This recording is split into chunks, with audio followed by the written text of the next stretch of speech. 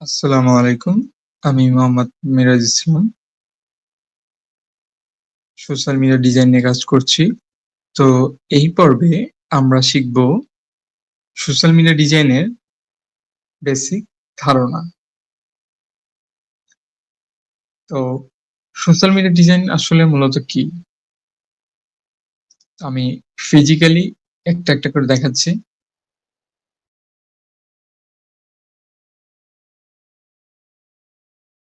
তো আমি কয়েকটা পেজ ওপেন করে রেখেছি। গ্রামীণফোন, বাংলালিংক, 10 মিনিট স্কুল, ঘরের বাজার। তো আমরা মোটামুটি সচরাচর সবাই এই পেজগুলোর সাথে পরিচিত।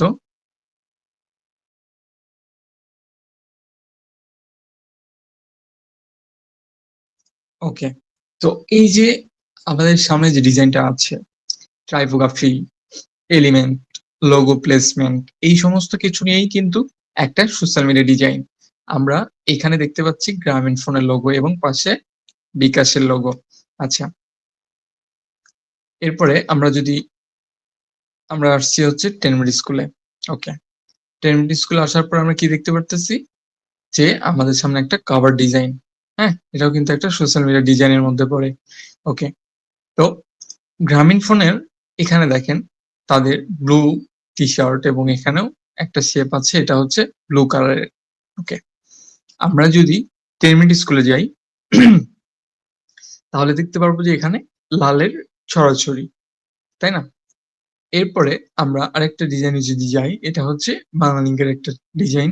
তো এই যে এই সমস্ত ডিজাইন গুলো হচ্ছে কি লাইক সোশ্যাল মিডিয়া ডিজাইন। হ্যাঁ, এই যে এইগুলো আমরা যখন ফেসবুক স্ক্রল করি, এই যে ডিজাইন গুলো আমাদের সামনে আসে, এইগুলোই হচ্ছে সোশ্যাল মিডিয়া ডিজাইন। ওকে, তো সোশ্যাল মিডিয়া ডিজাইনের আরো কিছু বিষয়বস্তু আছে, সেগুলো হলো ডিজাইনের লেআউট, কালার, টাইপোগ্রাফি এবং ভিজুয়াল এলিমেন্টের সঠিক ব্যবহার। ওকে,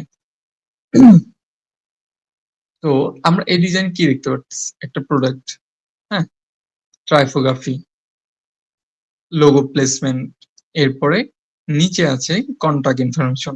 এই সমস্ত কিছু মিলেই হচ্ছে সোশ্যাল মিডিয়া ডিজাইন। আজ এ পর্যন্তই, দেখা হচ্ছে পরবর্তী ক্লাসে।